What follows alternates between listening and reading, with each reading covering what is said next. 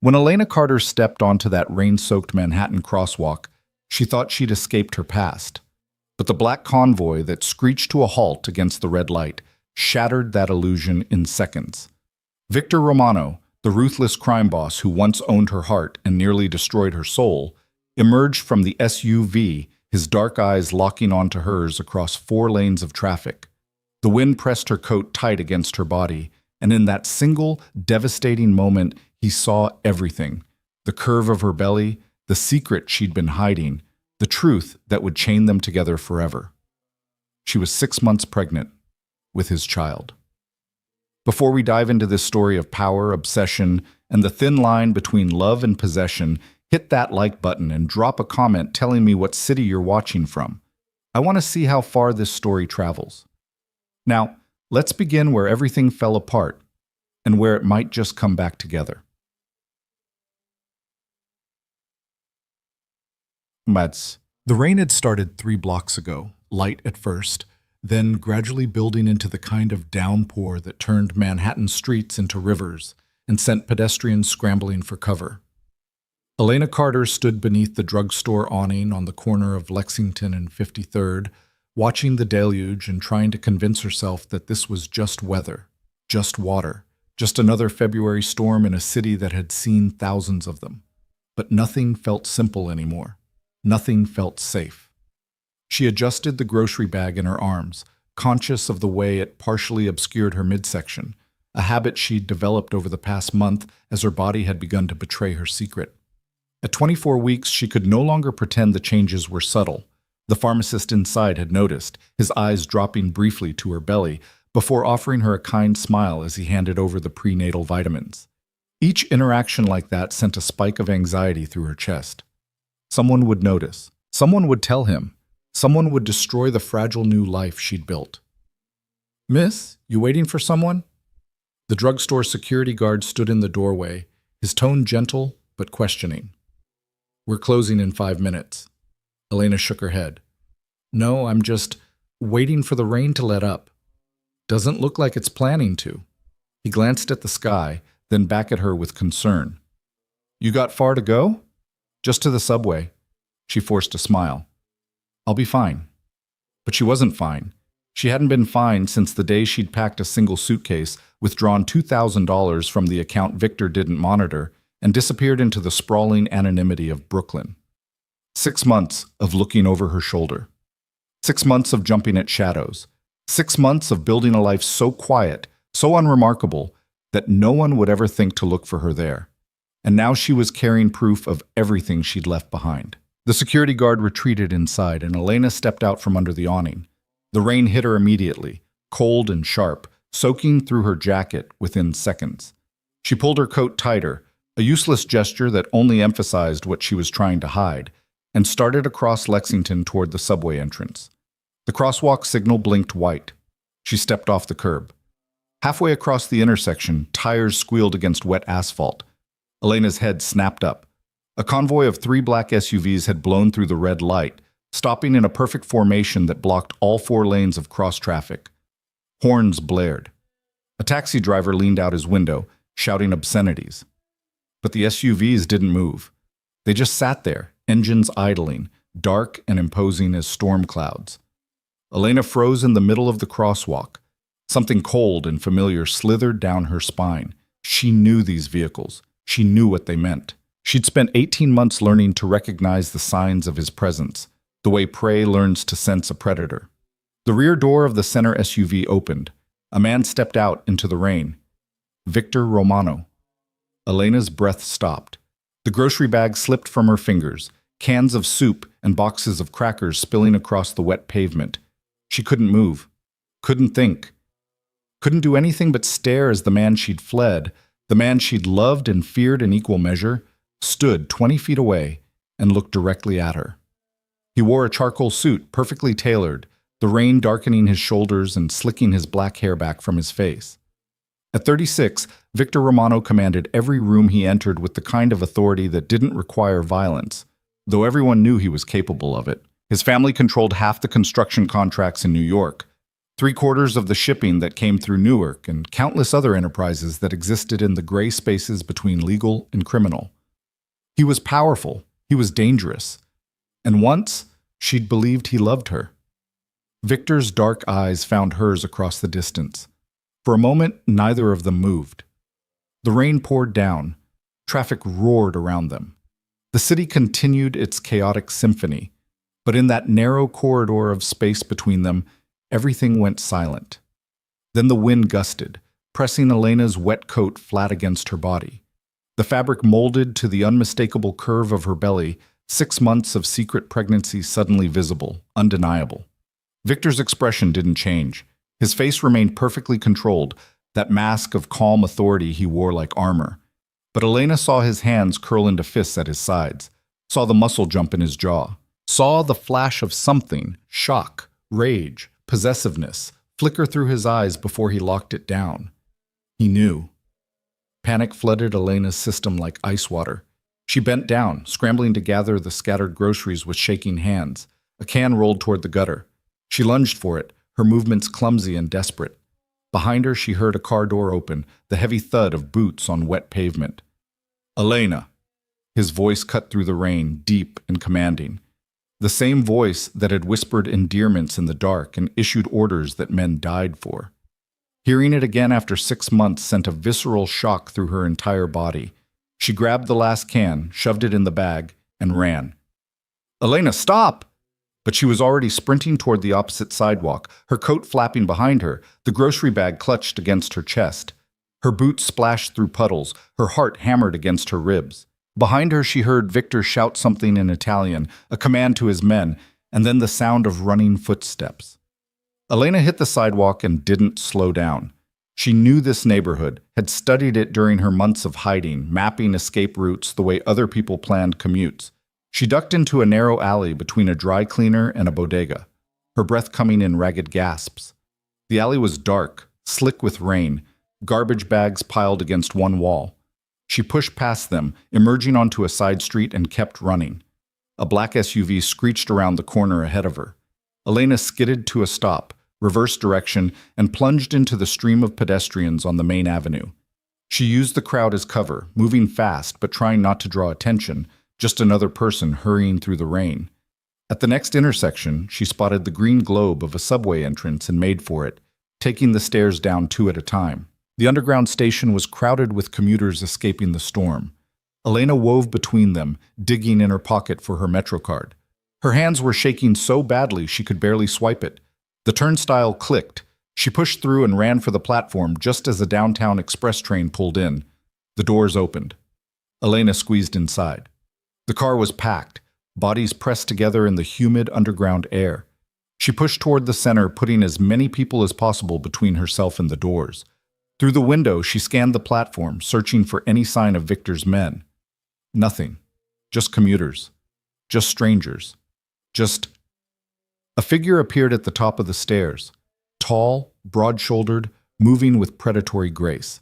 Marco Santini, Victor's head of security, the man who'd been present at every family dinner, every business meeting, every moment of her 18 months with Victor. He scanned the platform with professional efficiency, his gaze sweeping across the crowd. Elena pressed herself behind a large man in a construction vest, making herself small. The subway doors beeped their warning. Marco's head turned toward the sound. For one horrible second, his eyes seemed to look directly at the window where Elena stood frozen. The doors slid shut. The train lurched forward, and Elena watched Marco Santini disappear as the subway pulled out of the station, carrying her into the dark tunnels beneath the city. She sagged against the pole, her legs suddenly weak, her whole body trembling. The other passengers ignored her, lost in their phones and their own thoughts. No one noticed the pregnant woman trying not to cry. No one cared about the private catastrophe unfolding in their midst. Elena closed her eyes and tried to breathe, tried to think, tried to figure out what the hell she was going to do now that Victor knew. The train rattled through the darkness, and with each passing second, one truth became more and more clear. Running had only bought her 6 months. Her past had finally caught up with her. And this time, she had so much more to lose. Elena's apartment was in Sunset Park, a third-floor walk-up in a building that had seen better decades. The neighborhood was working class, diverse, anonymous, exactly what she'd needed when she'd fled Victor's penthouse in Tribeca. Here, no one asked questions. No one cared who you were or where you'd come from. You paid your rent, you kept your head down, and you were left alone. She'd thought she was safe here. She'd been wrong. Elena climbed the stairs slowly, her body aching with exhaustion and fear. The grocery bag had torn somewhere on the subway, and she'd lost half its contents. She'd have to go out again tomorrow. The thought made her want to cry. At her door, she stopped, key halfway to the lock. Every instinct screamed at her to check over her shoulder, to make sure she hadn't been followed, but she forced herself to stay calm. Victor's men were good, but they weren't omniscient. She'd been careful. She'd taken 3 different trains, doubled back twice, emerged from a different station entirely. No one could have tracked her through that. She unlocked the door and stepped inside. The apartment was small, just a studio with a bathroom and a kitchen alcove that barely deserved the name. But it was hers. She'd paid the deposit with cash, signed the lease with a name that wasn't quite fake, but wasn't quite real either. Elena Carter. Not Elena Rossi, the name she'd used when she was with Victor. Not Elena Marchetti, her maiden name. Something in between. Something that let her pretend she could be someone else. She locked the door behind her, deadbolt, chain, the additional lock she'd installed herself, and finally let herself collapse.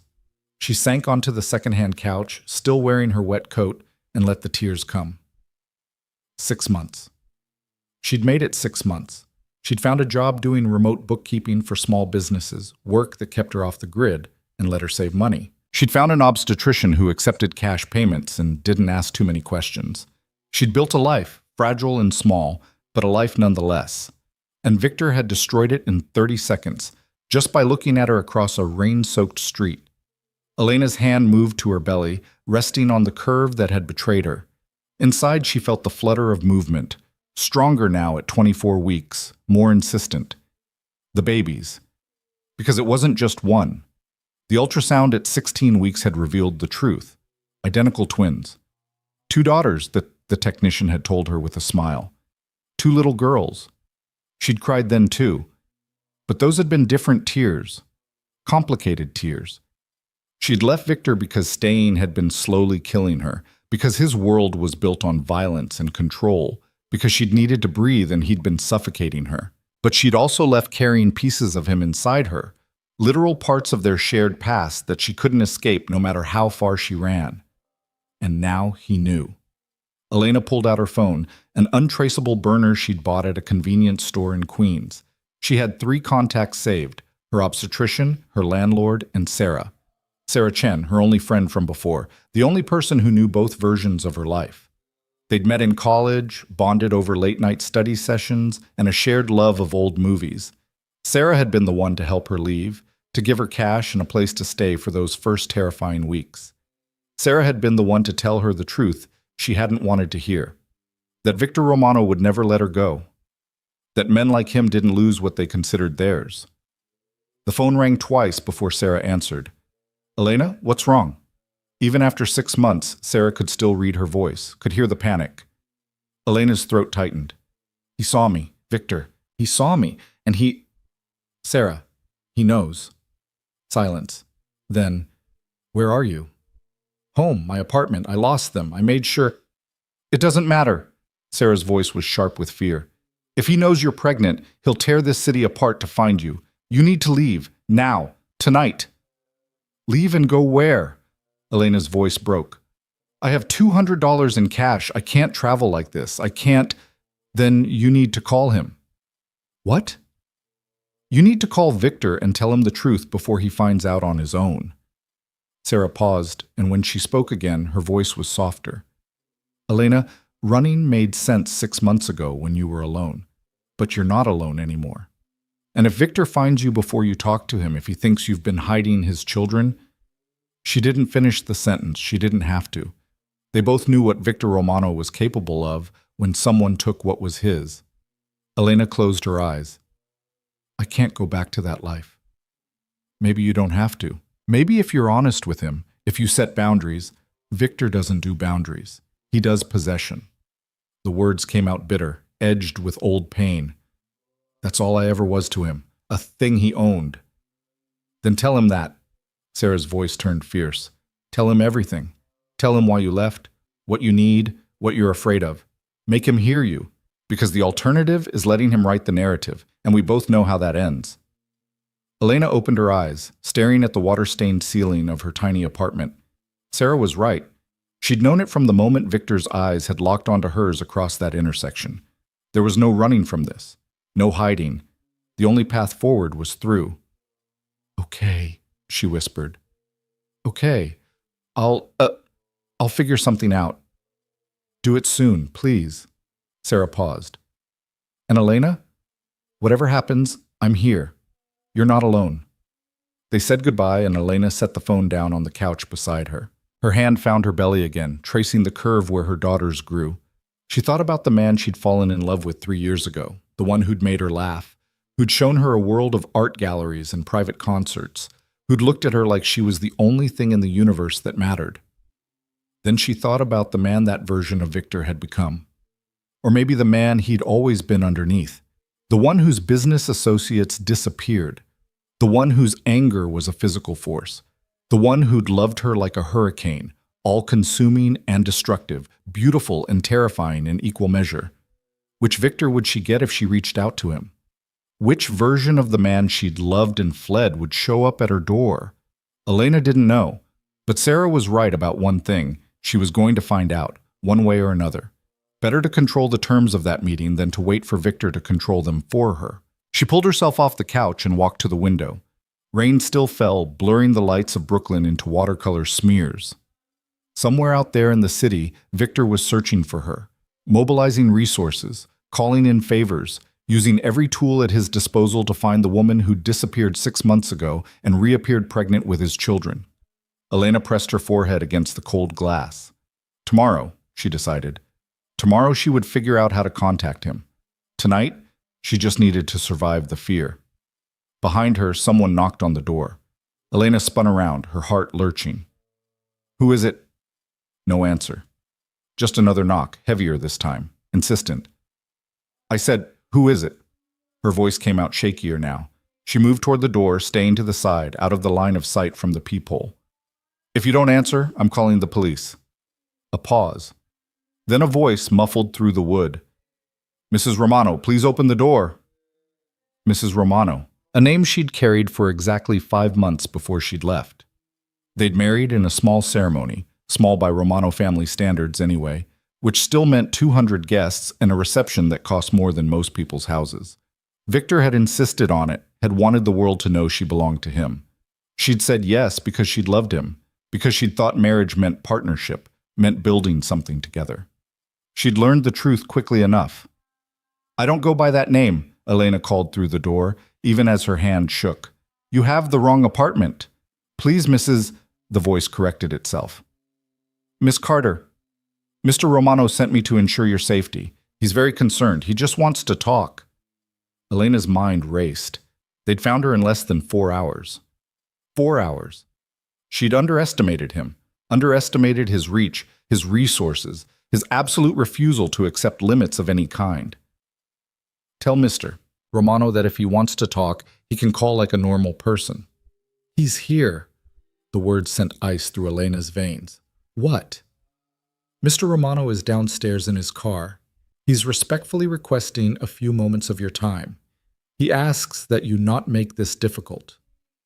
Not make this difficult, as if she were the problem, as if she were being unreasonable by wanting privacy, by wanting control over when and how she faced the man she'd fled. Elena looked around her apartment, this small space that had been her sanctuary, and felt the walls closing in. She could refuse. She could call the police. But what would she tell them? That her ex-husband wanted to talk to her? That wasn't a crime. And Victor had half the NYPD on his payroll anyway. Any cops who showed up would take one look at the situation and politely suggest she have a conversation with Mr. Romano. She was trapped. She'd been trapped from the moment he'd seen her on that crosswalk. I need a minute, she called through the door. Of course. Mr. Romano is a patient man. That was a lie. Victor Romano was many things. Brilliant, ruthless, magnetic, but patient wasn't one of them. If he was waiting in the car instead of breaking down her door, it meant he was trying to be reasonable, trying to give her the illusion of choice. Elena walked to her bedroom, just a corner of the studio sectioned off by a bookshelf, and looked at herself in the small mirror hanging on the wall. Her hair was still wet from the rain, hanging in dark tangles around her face. Her coat had dried into wrinkled creases. Her eyes were red from crying. She looked exactly like what she was, a woman at the end of her rope. She thought about changing, about trying to look composed. But what was the point? Victor had already seen the truth written on her body. There was no hiding now. Elena returned to the door and opened it.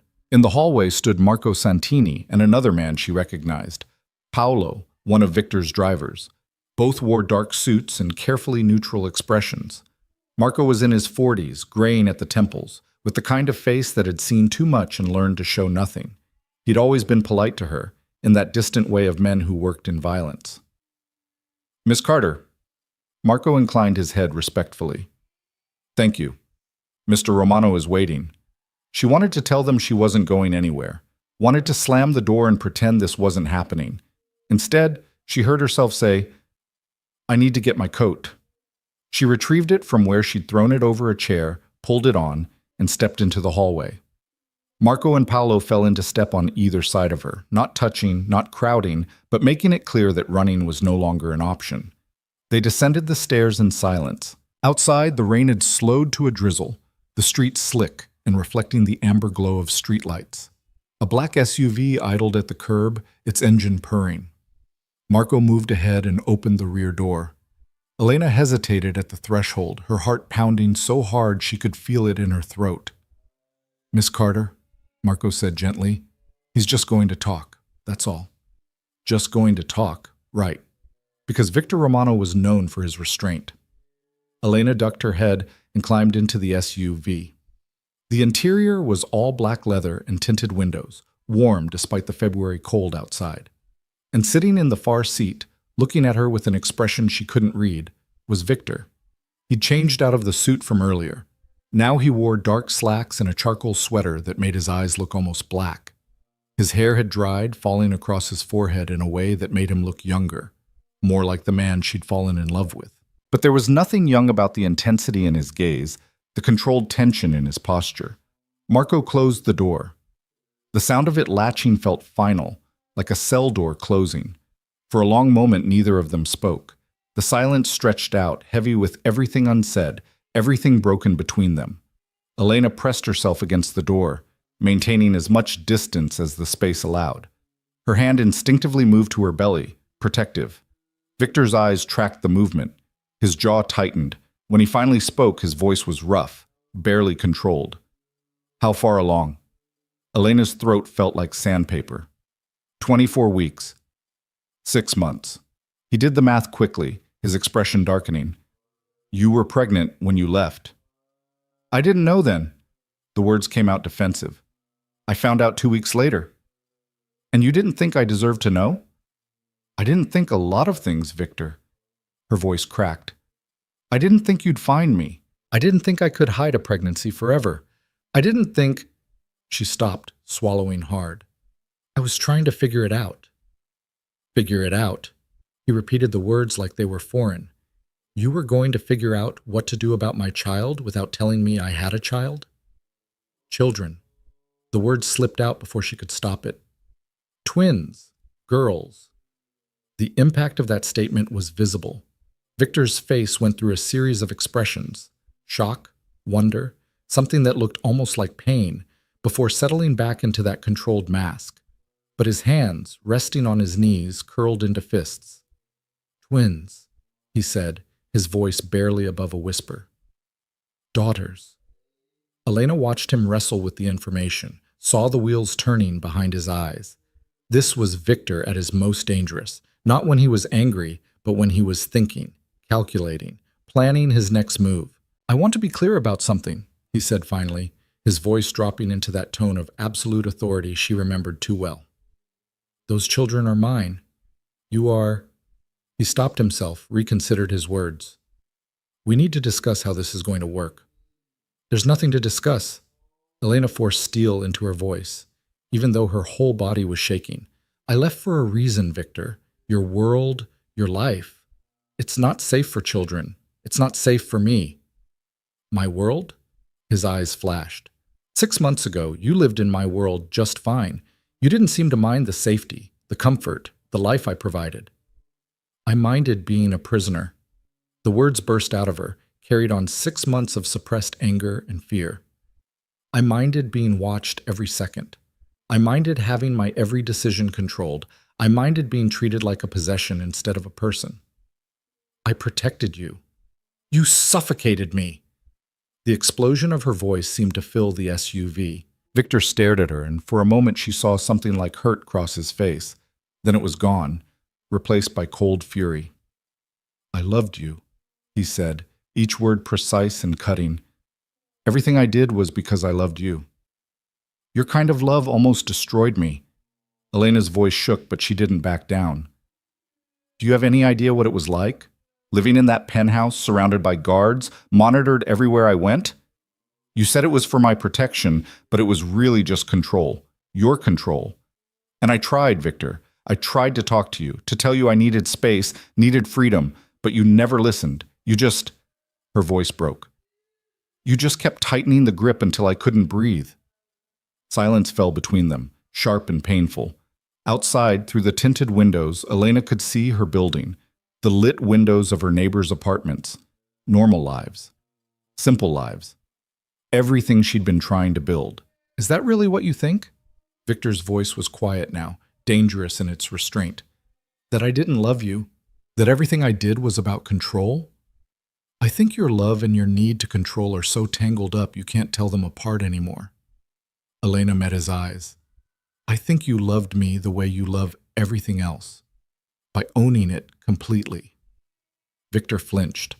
It was subtle, just a slight tightening around his eyes, but Elena saw it. She'd hurt him. The realization brought no satisfaction, only a deep, bone-tired sadness. So what now? Victor asked. You're just going to raise my daughters alone? Keep them from me? Pretend I don't exist? I don't know. Elena's hand moved to her belly again, to the place where their children grew. I don't know what I'm going to do, Victor. All I know is that I can't go back to how things were. I won't. Then we'll change how things are. He leaned forward, his intensity sharpening. Elena, I'm not going to pretend the last 6 months didn't happen. I'm not going to pretend I don't know what you think of me. But those are my children, mine, and I will be part of their lives. The only question is whether we do this the easy way or the hard way.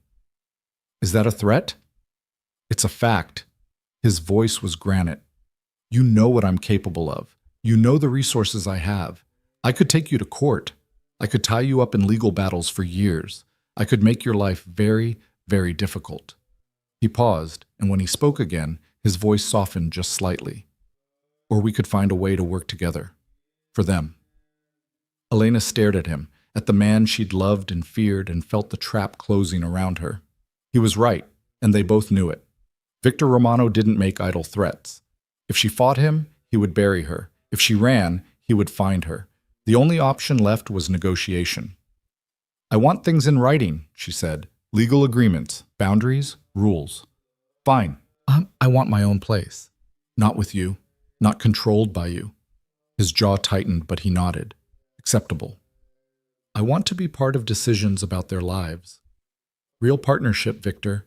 Not you dictating and me obeying. Agreed. The word came out strained, like it physically hurt him to say it. And I want... Elena hesitated, trying to find words for the thing she needed most. I want to be able to leave. If things get bad again, if you start trying to control me again, I want the freedom to walk away. And I want you to promise you won't stop me. That request hung in the air between them. Victor's face was unreadable, but she could see the war happening behind his eyes. Everything in him, every possessive instinct, every need for control fought against giving her that freedom. Finally, he spoke. I can't promise that. Then we have a problem. Elena? No. She cut him off, her voice firm, despite the tears threatening to spill. You say you've changed. You say we can work together? Then prove it. Give me what I'm asking for. Let me have agency over my own life. The silence stretched out. Through the windshield, Elena could see Marco and Paolo standing a discreet distance away, giving them privacy while remaining close enough to respond if needed. The rain had picked up again, tapping against the roof of the SUV like impatient fingers. "I'll try," Victor said finally. "That's the best I can offer. I'll try to respect your boundaries. I'll try to give you freedom, but I can't promise I won't fight to keep you if you try to leave again. I can't promise I won't do everything in my power to make you stay." It wasn't what she'd asked for. It wasn't enough. But looking at Victor's face, at the raw honesty there, Elena realized it might be all he was capable of giving. He was a man built on control, on power, on the absolute conviction that he could bend the world to his will. Asking him to simply let her go was like asking him to stop breathing. "Then I'll try too," she whispered. "I'll try to trust you, to believe you can change. But Victor, if you start down that same path, if you start trying to cage me again, you'll leave." He finished the sentence for her. "I know. And you should know that I'll come after you, not because I want to control you, but because I—" He stopped, swallowed. "Because the thought of losing you again almost killed me the first time." The confession hung between them, raw and painful. Elena wanted to reach for him, to comfort the hurt she heard in his voice, but she couldn't. Not yet. Maybe not ever. Too much damage had been done, too much trust had been broken. "We should get you home," Victor said, his voice returning to that careful neutrality. "It's late. You need to rest." "I am home." Elena gestured toward her building. "This is where I live." Victor glanced at the structure, taking in the weathered brick, the flickering light in the entranceway, the general air of managed decay. His expression said everything about what he thought of his children growing up in a place like this. "We'll talk tomorrow," he said, "about living arrangements, medical care, everything. I'll have my lawyer draw up an agreement, something that protects both of us." Elena nodded, suddenly exhausted. The adrenaline that had been keeping her upright was draining away, leaving her hollow and shaking. "Okay, tomorrow." She reached for the door handle, but Victor's voice stopped her. "Elena." She turned back. In the dim light of the SUV, his face was all shadows and angles, beautiful and harsh in equal measure. The face that had haunted her dreams for 6 months. "I know you don't believe me," he said quietly, "but I am glad you're safe. Both of you. All of you." His eyes dropped to her belly, then back to her face. "Whatever happens next, whatever we become to each other, I need you to know that." Elena's throat tightened. She couldn't speak, couldn't trust her voice not to break. So she just nodded and pushed open the door, stepping out into the cold February drizzle. Marco appeared immediately with an umbrella, walking her to the building entrance. "Mr. Romano has asked me to post men nearby," he said as they reached the door. "For your safety. I don't need guards. With respect, Miss Carter, you're carrying the Romano heirs. You absolutely need guards." His voice was kind but firm. "They'll be discreet. You won't even know they're there." It was starting already, the protection that felt like control, the safety that felt like imprisonment. Elena wanted to argue, to refuse, but she was too tired and too scared to fight this battle tonight. Tomorrow. She would draw her lines in the sand tomorrow. "Fine," she said, "but they stay outside." Of course. Elena climbed the stairs to her apartment alone, her footsteps echoing in the stairwell. Inside, with all 3 locks engaged, she finally let herself collapse. She didn't make it to the bed. She just slid down the door and sat on the floor, her hand on her belly, and cried. For the life she'd tried to build, for the future she'd imagined, for the impossible situation she found herself in, tied forever to a man who loved her in all the wrong ways, and for her daughters, who would be born into this complicated, dangerous world, whether she wanted it or not. Outside, 3 floors below, Victor sat in his SUV and stared at the building that held everything he'd thought he'd lost. In 6 months, he'd torn the city apart looking for her. He'd used every resource, called in every favor, threatened and bribed and manipulated.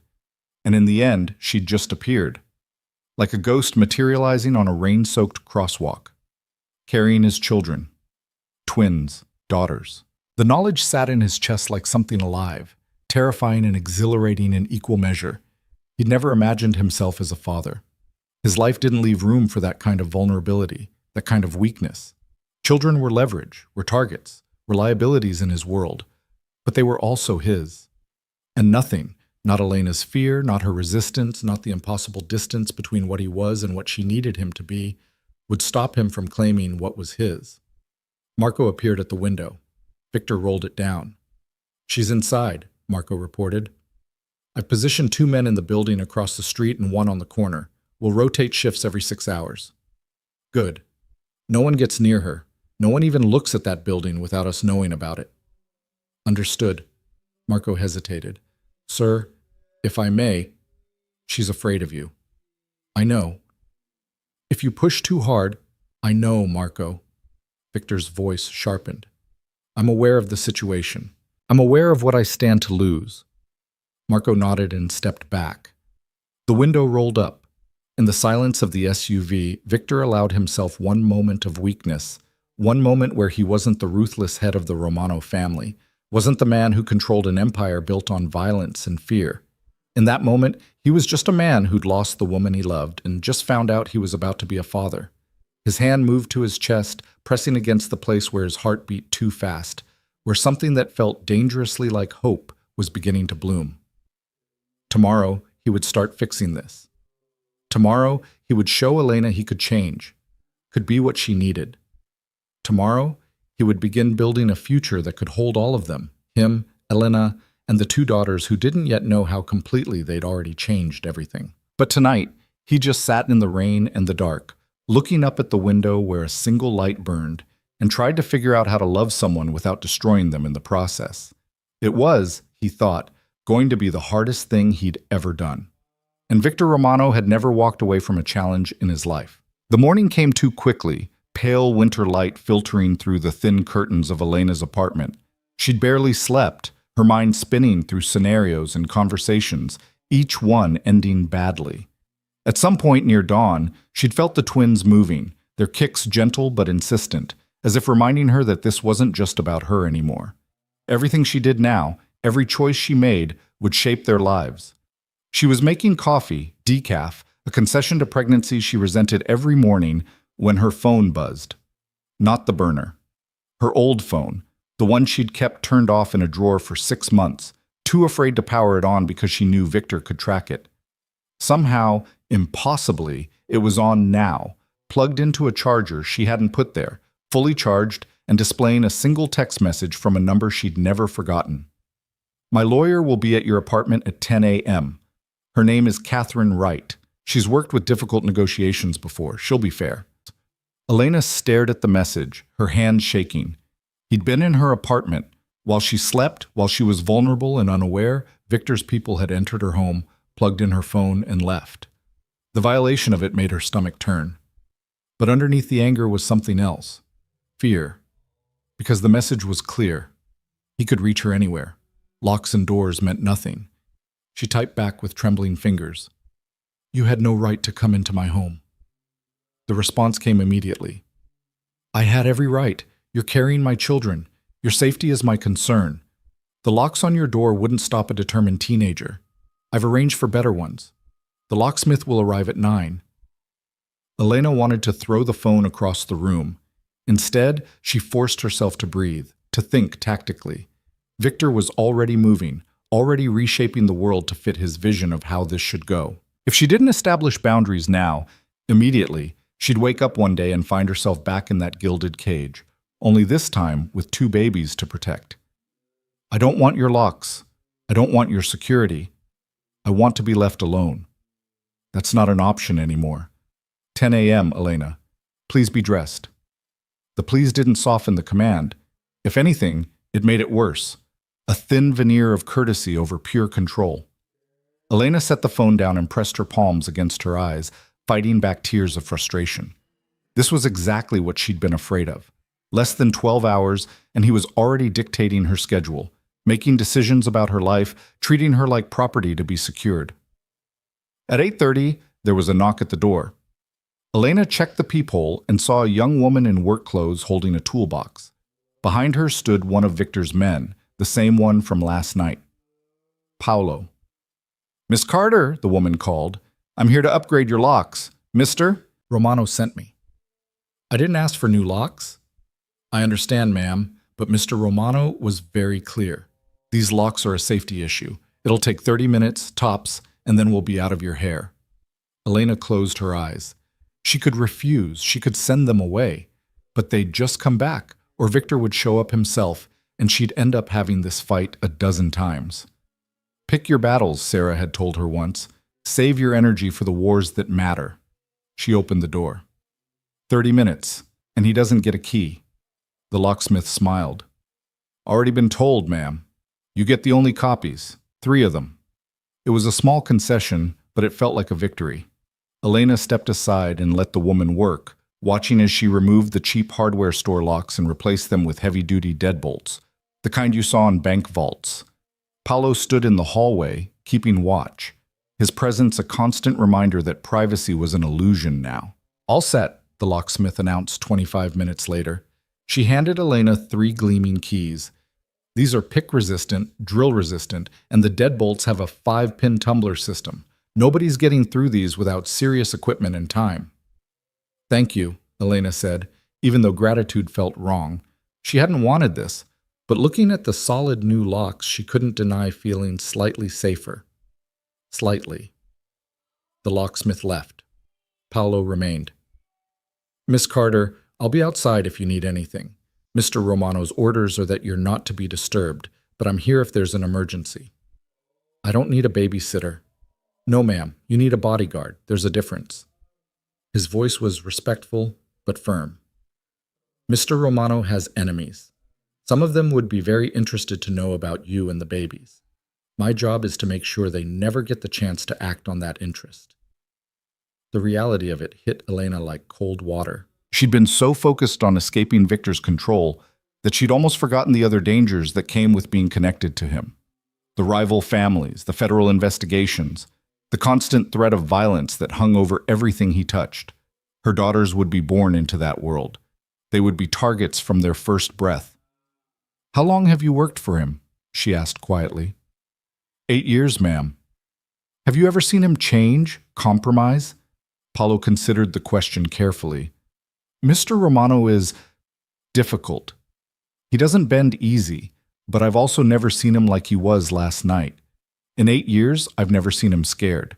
Last night, sitting in that car, waiting to see if you'd talk to him, he was terrified. Elena didn't know what to do with that information. The idea of Victor Romano being afraid of anything seemed impossible, but Paolo had no reason to lie. At exactly 10 o'clock, another knock. This time it was a woman in her 50s, impeccably dressed in a charcoal suit, carrying a leather briefcase.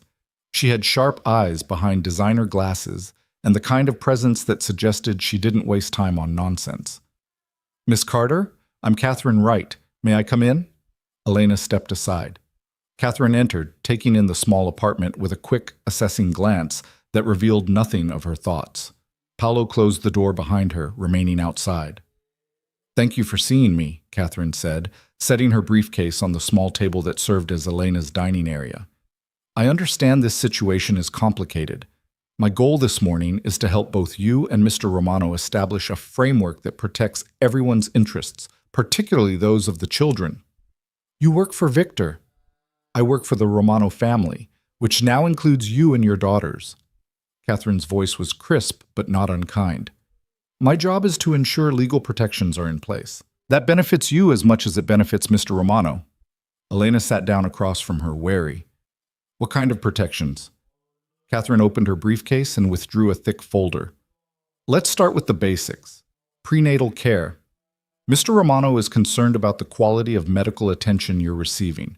He'd like to arrange for you to see Dr. Sarah Chen at Mount Sinai. She's one of the best maternal fetal medicine specialists in the country. I already have a doctor. I'm sure you do, but given that you're carrying twins, and given the resources available through the Romano family, wouldn't you want access to the absolute best care? Catherine pulled out a document. This is Dr. Chen's credentials. She's handled numerous high-risk pregnancies. She's also very discreet. Elena looked at the paperwork. The credentials were impressive. And if she was honest with herself, the small clinic in Queens where she'd been going was fine for basic care, but probably not equipped for complications. Twin pregnancies were automatically considered high risk. If I agree to see this doctor, I want to be clear that it's my choice, not Victor's order. Absolutely. You have complete autonomy over your medical decisions. Catherine made a note. Next item. Living arrangements. Mr. Romano understands you want to maintain your own residence. However, he's concerned about the safety and appropriateness of this location. He's prepared to offer several alternatives. I'm not moving into his penthouse. No one's suggesting that. But Miss Carter, this building has no security. It's in a neighborhood with a significant crime rate, and frankly, the conditions aren't suitable for raising children. Catherine pulled out another set of documents. These are 3 properties Mr. Romano owns in Brooklyn. Townhouses, all in safe neighborhoods, all with security systems. You would have complete independence, but the protection you and the babies need. Elena looked through the listings. The properties were beautiful, restored brownstones in Park Slope and Brooklyn Heights, the kind of places she'd fantasized about when she was with Victor, but never imagined she'd actually live in. Not like this. Not as a transaction. What's the catch? No catch. You would live there rent-free. Mr. Romano would cover all expenses. In exchange, you agree to reasonable security measures, and you allow him regular access to visit the children once they're born. Define reasonable. Catherine met her eyes. 1 guard posted outside. Security system monitored by his team. You come and go as you please, but someone always knows where you are. For safety, not surveillance. That sounds a lot like surveillance. It sounds like protection. Catherine's voice sharpened slightly. Miss Carter, I'm going to be blunt. You're carrying the heirs to a crime family. Whether you like it or not, that makes you a target. Victor Romano has been building his empire for 15 years, and in that time he's made enemies. Powerful enemies. People who would love nothing more than to hurt him by hurting what he loves. That's not paranoia. That's reality. Elena's hand moved to her belly, protective. She hated that Catherine was right. Hated that the simple act of loving Victor, of being loved by him, had put a target on her back and on her daughter's backs before they were even born. I need time to think about the housing. Of course. There's no rush on that decision. Catherine moved to the next document. Now, let's discuss custody arrangements. They're not even born yet. Which is exactly the right time to establish clear expectations. Mr. Romano wants to be an active father. He wants time with his daughters, regular visitation, involvement in major decisions about their upbringing. In exchange, he's willing to provide substantial financial support, not just child support, but education funds, trust funds, anything the children might need. I don't want his money. Catherine raised an eyebrow. Miss Carter, you're currently living in a studio apartment doing freelance bookkeeping. I'm not judging your choices, but raising 1 child is expensive. Raising 2 is exponentially more so. Mr. Romano's offer ensures your daughters never want for anything. I can provide for my children. Can you provide private security, top-tier education, medical care that costs more per month than most people's salaries? Catherine leaned forward. I admire your independence, I do. But pride is expensive, and your daughters will be the ones who pay the price. The words stung because they were true. Elena had been so focused on escaping Victor's control that she hadn't fully processed the financial reality of raising twins alone in one of the most expensive cities in the world. Her freelance work paid enough to keep her fed and housed, barely. It wouldn't stretch to cover childcare, medical bills, everything 2 babies would need. What does he want in exchange? Joint legal custody. Decisions about education, medical care, religious upbringing, you make them together. He gets regular visitation, increasing as the children get older. Holidays are split, and you agree not to relocate more than 100 miles from New York without his consent. That last part is him controlling where I live. That last part is him ensuring he can be a father to his children. Catherine's voice softened. Miss Carter, I've been doing family law for 26 years. I've seen every variation of custody battle, every nightmare scenario. This is one of the most reasonable agreements I've seen from a man with Mr. Romano's resources. He could tie you up in court for years. He could make your life hell. Instead, he's offering compromise. Elena stared at the documents spread across her table, her small life being reorganized into legal terms and conditions. Part of her wanted to refuse everything, to tell Catherine and Victor and all of it to go to hell. But another part, the part that felt her daughters moving inside her, the part that remembered Paolo's words about Victor being scared, wondered if maybe this was what compromise looked like. Imperfect, uncomfortable, but possible.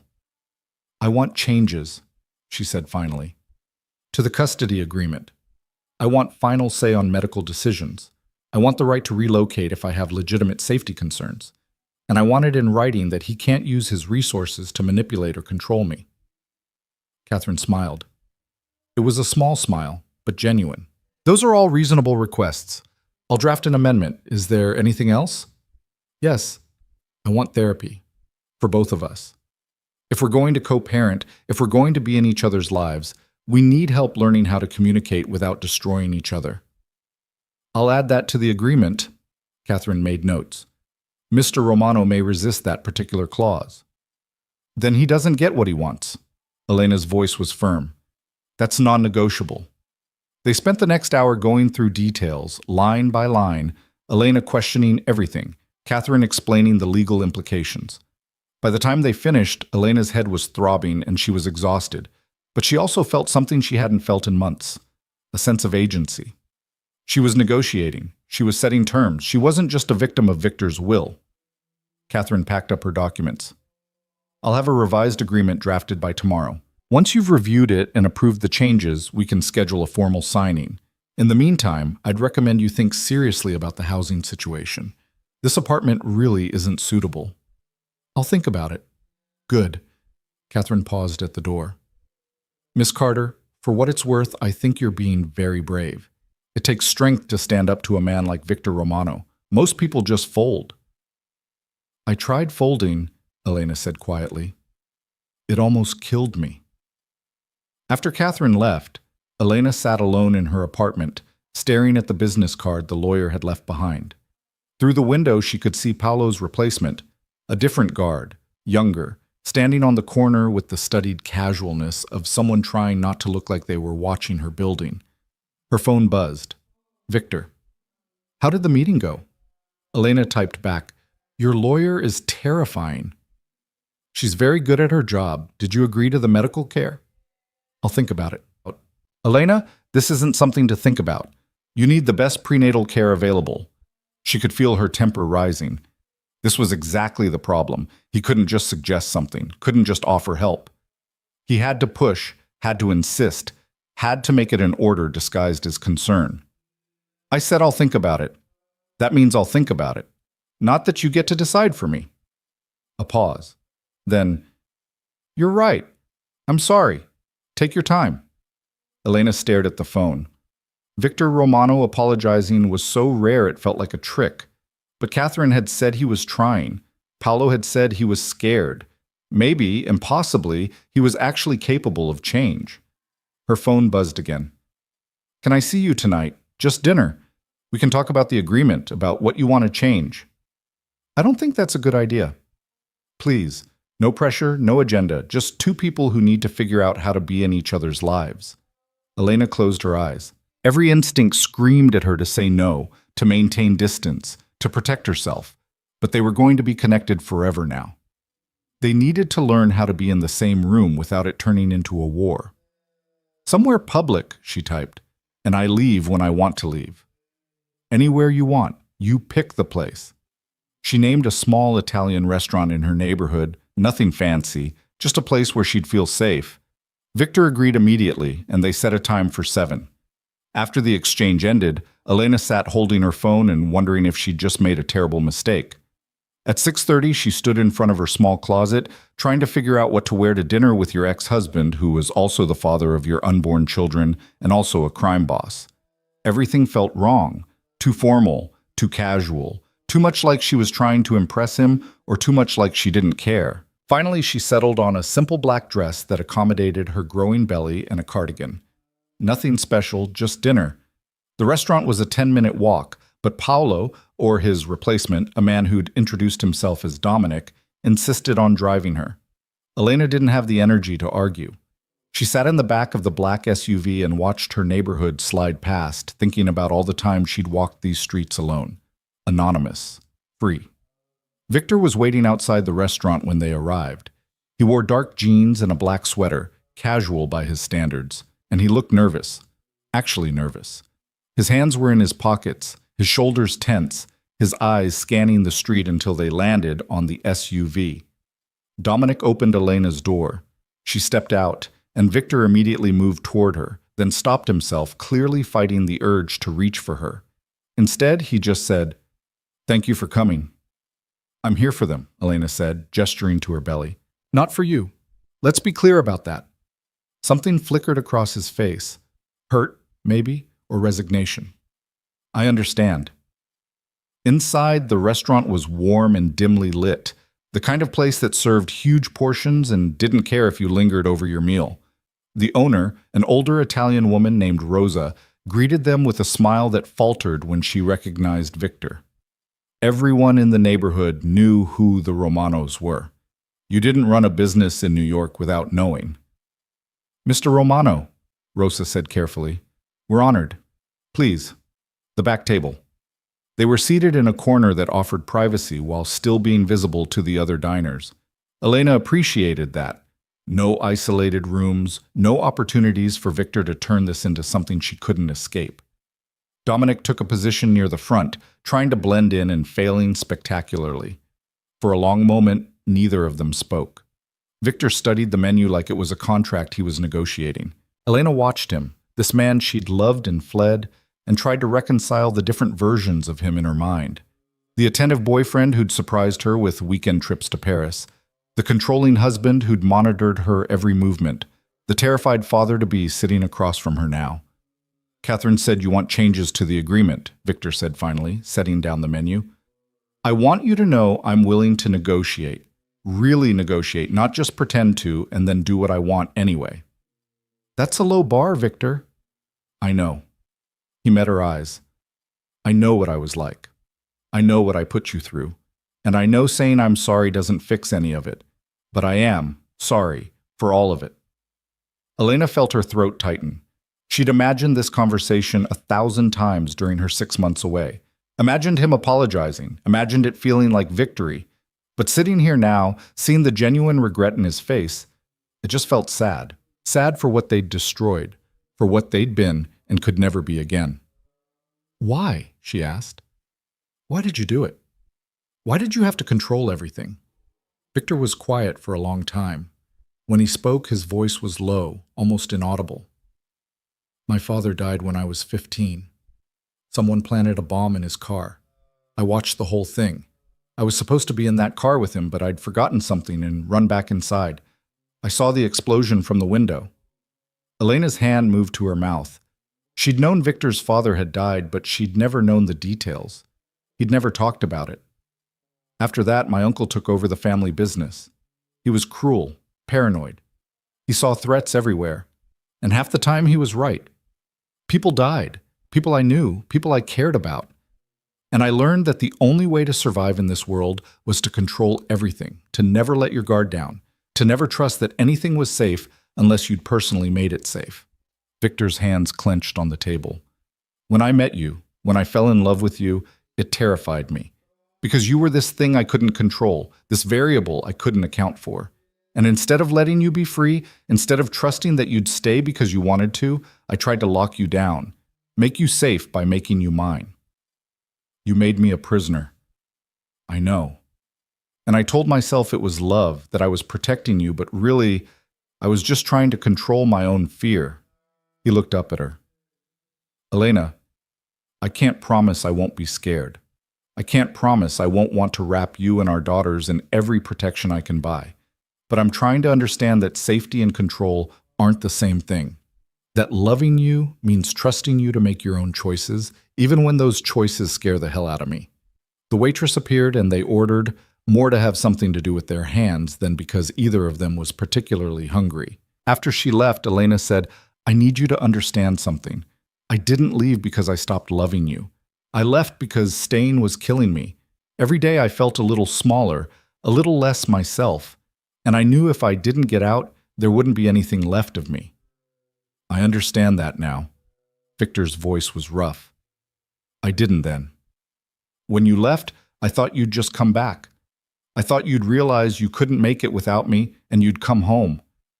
It took me 2 months to accept that you were really gone, and then I spent the next 4 trying to find you so I could, I don't know, make you understand, make you come back, force you to love me again. You can't force love, Victor. No, you can't. He paused. But you can earn it. Maybe. If you're willing to change, to be better than you were. That's what I'm trying to do. Their food arrived. They ate in silence for a while, the weight of confession and history hanging between them. Around them, the restaurant buzzed with normal conversations, normal lives, people who didn't have to negotiate with crime bosses about how to love each other without destruction. Catherine mentioned therapy, Victor said eventually, for both of us. That's non-negotiable. If we're going to do this, if we're going to be co-parents, we need help. I hate therapists.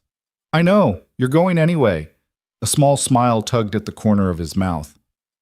You're different, stronger. I had to be. You taught me that. Elena set down her fork. Victor, I need you to hear this. I will never go back to being that woman who lived in your penthouse and let you make all her decisions. That version of me is gone. If you want to be part of my life, part of our daughters' lives, it has to be on equal terms. Partnership, not ownership. I hear you. He reached across the table, then stopped himself, his hand hovering in the space between them. May I? Elena looked at his hand, at the question in his eyes. Slowly, she reached out and let her fingers brush his. The contact sent electricity through her, muscle memory of intimacy mixed with fear and longing and regret. The townhouse in Park Slope, she said quietly. The one with the garden. I'll take that. For the babies. Victor's fingers tightened on hers. Thank you. Don't thank me. Just prove to me that you can do this, that you can be the man you're claiming to be. I will. I promise. They finished dinner talking about logistics, the doctor's appointment Catherine had mentioned, the timeline for signing the custody agreement, practical matters that felt safer than emotions. By the time they left the restaurant, something had shifted between them. Not forgiveness, not exactly, but maybe the beginning of it. The possibility that 2 broken people could figure out how to exist in each other's orbit without destroying everything they touched. Outside, Dominic was waiting with the SUV. Victor walked Elena to the car, his hand hovering near her lower back but not quite touching, respecting the distance she needed. Can I ask you something? He said as Dominic opened the door. Okay. What are you going to name them? Our daughters. Elena hadn't expected that question. She'd been thinking about names, writing lists late at night, but she hadn't shared them with anyone. I don't know yet. I thought maybe we could decide together. When they're born. The smile that crossed Victor's face was genuine, reaching his eyes. I'd like that. Elena climbed into the SUV, and as Dominic pulled away from the curb, she looked back to see Victor standing on the sidewalk, watching her go. He looked lonely, she thought. Lonely and hopeful and scared. Just like her. Back in her apartment, with the new locks engaged and the guard outside and the weight of the day pressing down on her, Elena lay in bed and felt her daughters moving. Strong kicks now, getting more insistent as they grew. She put her hand on her belly and whispered, Your father is complicated.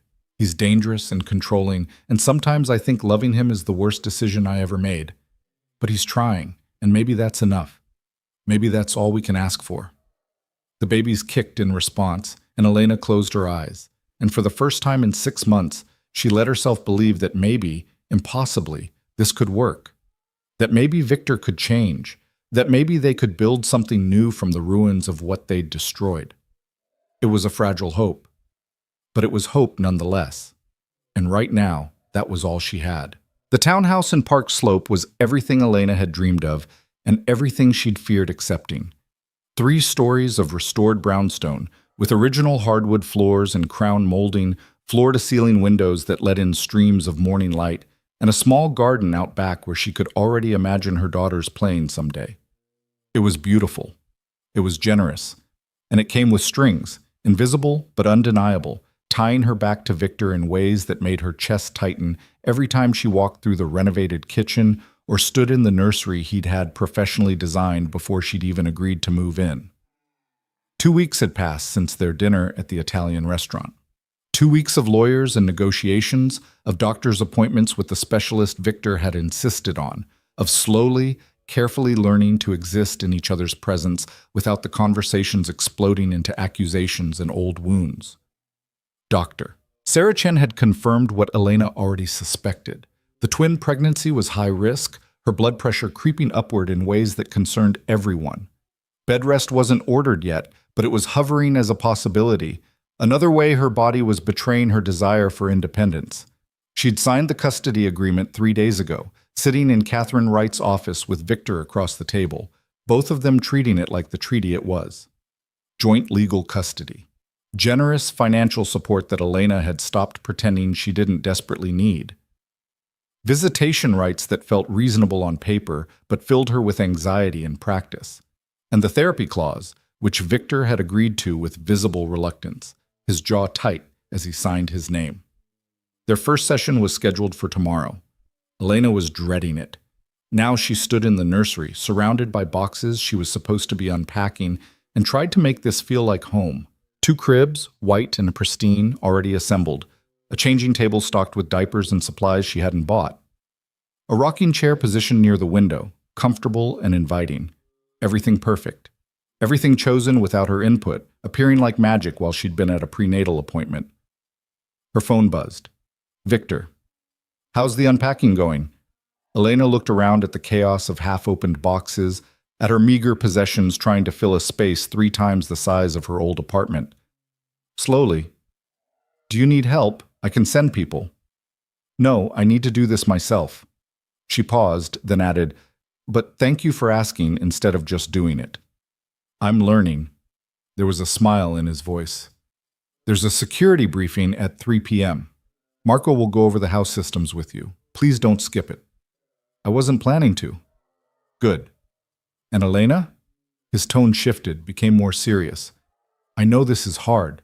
I know accepting help feels like giving up control. But you're not alone in this. I want you to remember that.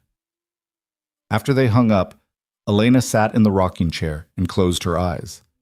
The house was quiet, insulated from the street noise in a way her old apartment never had been.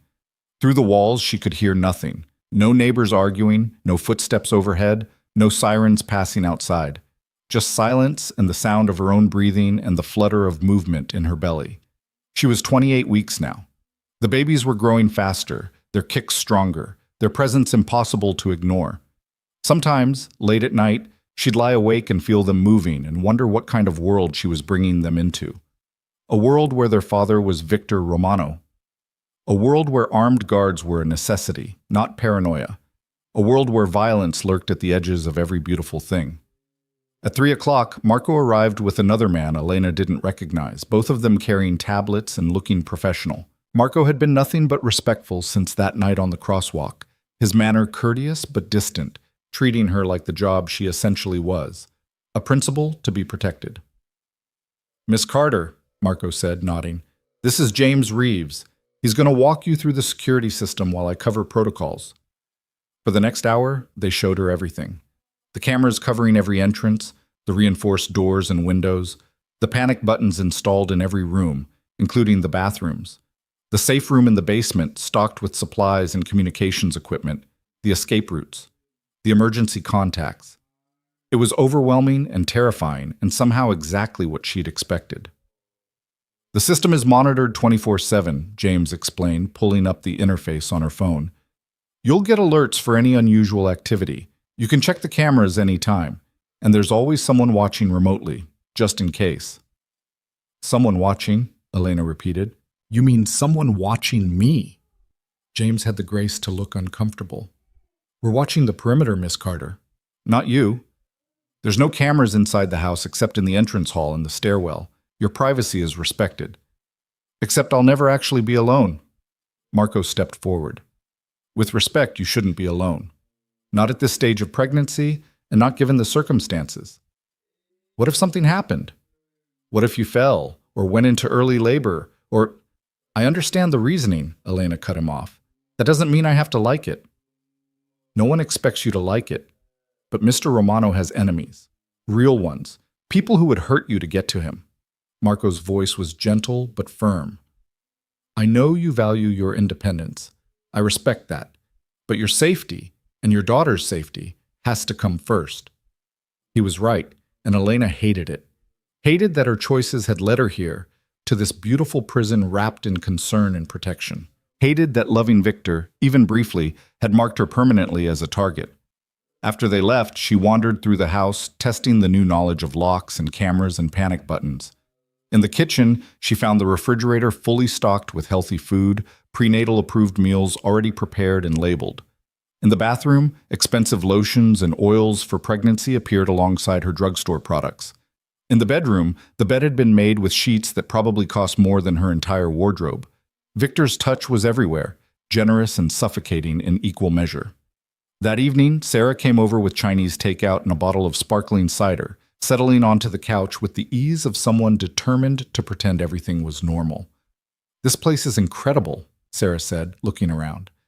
I mean, I knew Victor had money, but this is too much, Elena finished. It's too much. I feel like I'm playing house in someone else's life. You're being given a chance to provide your daughters with stability and safety. That's not nothing.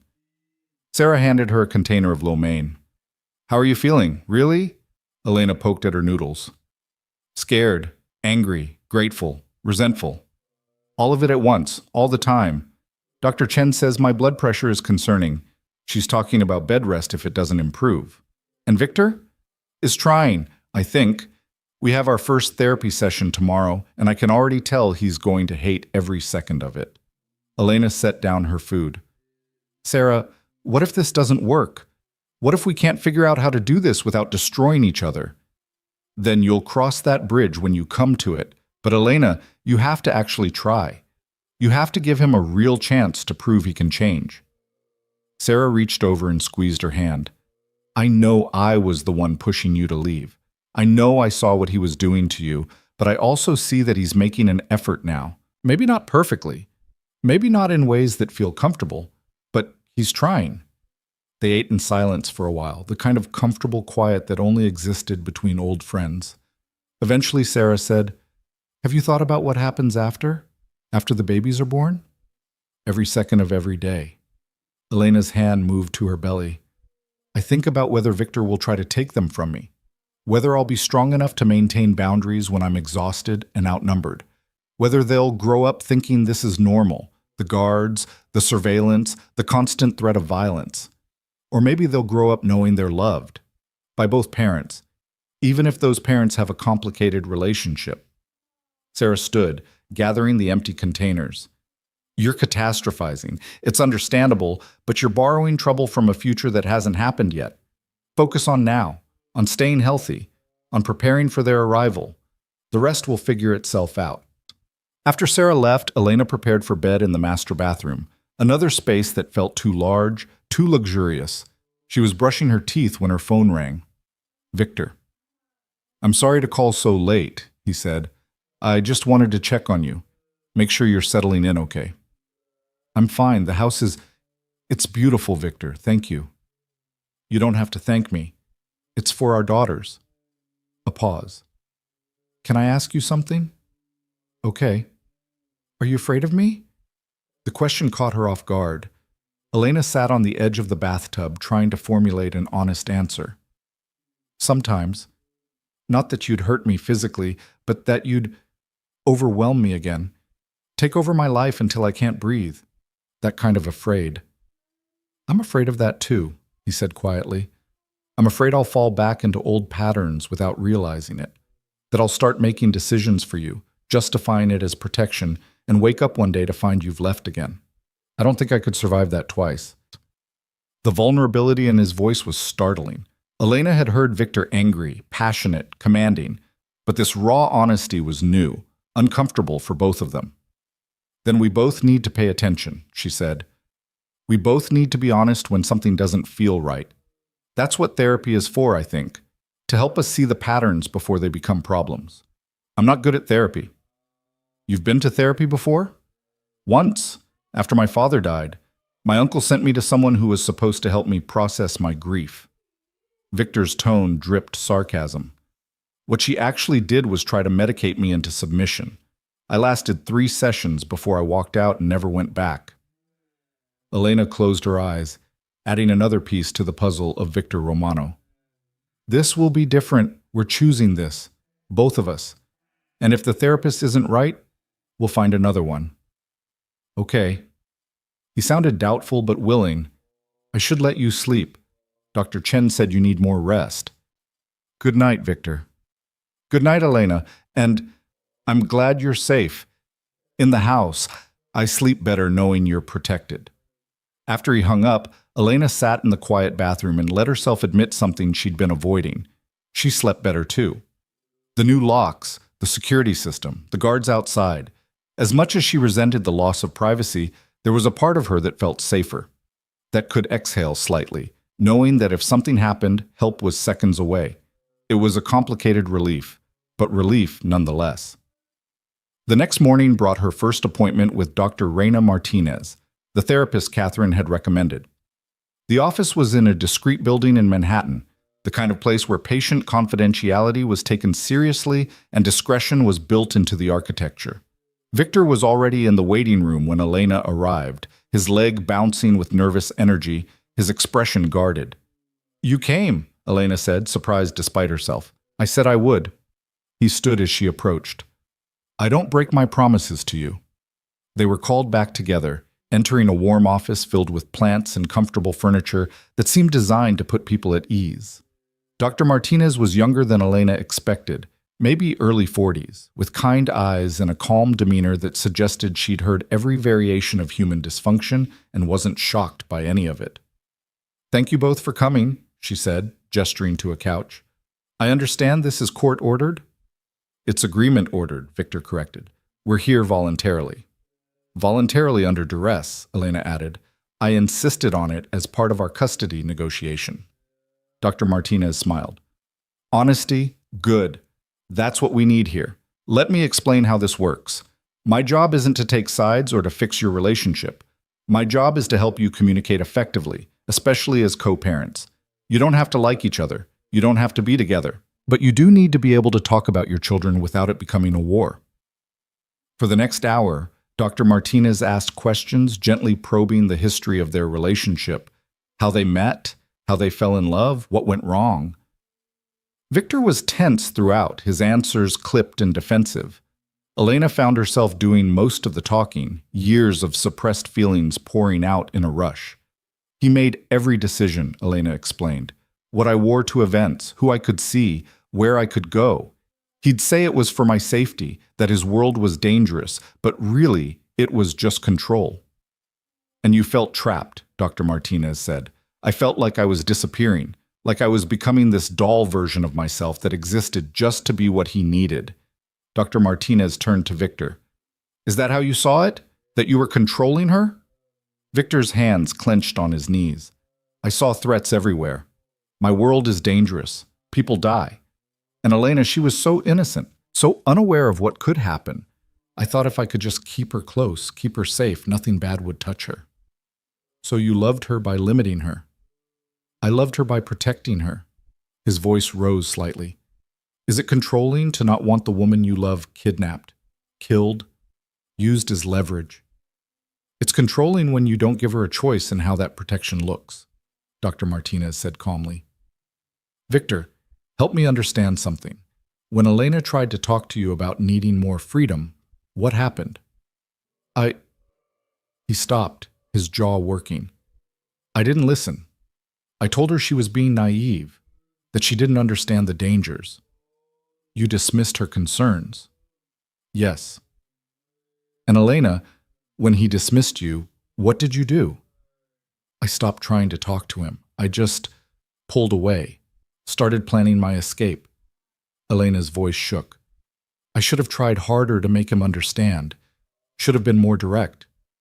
Or Victor should have listened the first time you spoke. Dr. Martinez looked between them.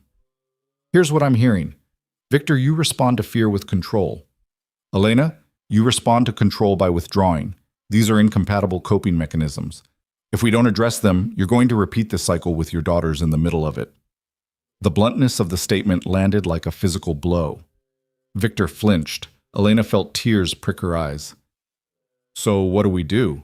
Victor asked, and for the first time since Elena had known him, he sounded genuinely lost. "We start with communication, real communication, not just talking at each other. We establish boundaries and respect them. We practice sitting with discomfort instead of trying to control it away." Dr. Martinez leaned forward. "And we acknowledge that both of you have trauma that's driving your behavior. Victor, you watched your father die. That's going to create hypervigilance. Elena, you experienced emotional abuse in your marriage. That's going to create fear of being controlled. Neither of those responses is wrong, but they can't drive your interactions anymore." They spent the rest of the session practicing what Dr. Martinez called active listening, repeating back what the other person said before responding, asking clarifying questions instead of assuming intent. It was awkward and stilted, both of them fumbling through exercises that felt artificial, but there was something powerful in it too. In hearing Victor say, "What I'm hearing is that you felt invisible in our marriage, is that right?" And Elena responding, "What I'm hearing is that you were terrified something would happen to me, is that right?" When the session ended, they walked out together in silence, processing. On the street, Victor's car was waiting, but he made no move toward it. "That was harder than I expected," he said finally. "Yeah." Elena pulled her coat tighter against the March wind. "But maybe useful?" "Maybe." He looked at her, and there was something raw in his expression. "I never thought about it that way, that I was dismissing you. In my head, I was just keeping you safe." "I know. But Victor, your intentions don't change the impact. I still felt suffocated." "I know. I'm starting to understand that." He shoved his hands in his pockets. "Can I drive you home?" "No agenda, just, I don't like you taking the subway in your condition." Elena almost said no on principle, but she was tired, her back ached, and the subway stairs seemed insurmountable suddenly. "Okay, but I'm choosing the music." The corner of his mouth ticked up. "Deal." In the car, Elena connected her phone and played the indie folk Victor had always hated, smiling slightly when he grimaced but didn't complain. They drove through Manhattan in companionable quiet, and for a moment, Elena could almost pretend they were just two people who'd loved each other once, instead of two people trying to figure out how to not destroy each other now. "I have a business dinner Friday," Victor said as they crossed into Brooklyn. "It's important. Potential partners from overseas. I know this is asking a lot, but would you consider coming? As my guest, not as an obligation. You can leave whenever you want. No pressure." Elena's first instinct was to refuse. Public appearances with Victor meant stepping back into that world, being seen as connected to him again. But she thought about Dr. Martinez's words about trying, about making effort from both sides. "What's the dress code?" "Formal. But I can have something sent over, maternity appropriate." "I'll find my own dress," Elena interrupted. "If I'm coming as myself, not as a version of me you've styled." Victor nodded, accepting the boundary. "Okay, thank you. It would mean a lot to have you there." The rest of the week passed in a strange new rhythm. Victor called every evening, not to demand or control, but just to check in, to ask about her day, to share small details about his. They were learning each other again, carefully, like people who'd been burned touching fire to see if it was still hot. Elena spent her days nesting, slowly making the townhouse feel like hers. She hung her own artwork, rearranged furniture, filled the kitchen with her favorite teas.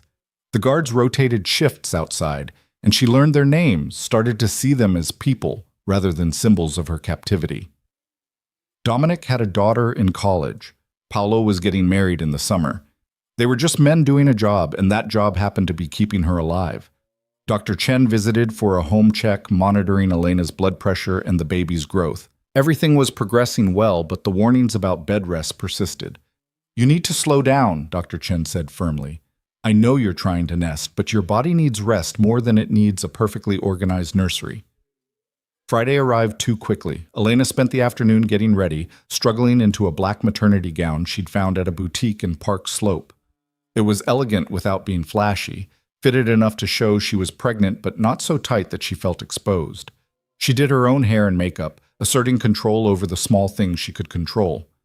Victor arrived at 7 in a black suit that probably cost more than her first car, his expression carefully neutral until he saw her. Then something shifted in his eyes, heat and appreciation, and something softer that looked almost like wonder. "You look beautiful," he said quietly. "I look pregnant." "You look beautiful pregnant." He offered his arm. "Ready?" The dinner was at an exclusive restaurant in Tribeca, the kind of place that didn't have prices on the menu and where everyone knew everyone. Victor's business associates were already there when they arrived, 2 men and a woman, all impeccably dressed, all radiating the kind of power that came from controlling resources others needed. "Gentlemen, Mrs. Romano," Victor said, his hand at Elena's lower back. The touch was light, asking permission rather than assuming it. "May I introduce Elena Carter? Elena, this is Mr. Dmitry Volkov and his associates." Elena shook hands, smiling politely while her mind raced. Volkov. She knew that name. Russian shipping, legitimate business with deeply questionable ties. The kind of people Victor did business with when he was expanding his empire into territories that made even his usual operations look tame. The dinner conversation flowed around her in multiple languages: English, Italian, Russian. Elena ate slowly, watching the dynamics, the careful dance of negotiation disguised as friendly conversation. Victor was masterful at it, charming and ruthless in turns, making promises that sounded casual but carried the weight of contracts. At one point, Volkov's female associate, a sharp-eyed woman named Irina, leaned toward Elena. "It's unusual for Mr. Romano to bring anyone to business dinners. You must be very special." "I'm the mother of his children," Elena said evenly. "I imagine that makes me notable, if not special." Irina laughed, a genuine sound. "I like her, Victor. She has spine." "Yes," Victor said, his eyes meeting Elena's across the table. "She does." The evening stretched on, courses appearing and disappearing, wine flowing for everyone but Elena. She was starting to feel tired, her back aching from the chair, when suddenly the conversation at the table shifted. Volkov said something in Russian, his tone sharp. Victor's entire demeanor changed, his body tensing, his expression going cold and dangerous. "That's not acceptable," Victor said in English, his voice like ice. "We had an agreement." "Agreements change," Volkov replied, switching to English as well. "The market has shifted. The terms need to shift with it." Elena felt the temperature in the room drop. Around them, other diners continued their meals, oblivious to the confrontation brewing. But the 2 bodyguards who'd been standing near the entrance suddenly moved closer, alert. "The terms were set," Victor said. "You don't get to renegotiate after I've already committed resources." "Then uncommit them." Volkov's smile was sharp. "Or accept the new reality. Your choice, Romano." The tension was a living thing, pressing down on everyone at the table. Elena's heart raced. This was Victor's world, where business dinners could turn into threats, where control and power were constantly being tested. She wanted to leave, to get away from this, but moving now would show weakness. And weakness, she'd learned, was dangerous in this world. Victor's phone buzzed. He glanced at it, and Elena saw his expression shift from cold anger to something else, something that looked like alarm. "Excuse me," he said, standing. "I need to take this." He walked away from the table, his phone pressed to his ear. Elena watched him go, watched his body language shift as whoever was on the other end delivered news that made his shoulders tighten. When he returned to the table, his face was a mask. "I apologize, but I need to leave. Family emergency." He looked at Volkov. "We'll continue this discussion another time, under the original terms." It wasn't a request.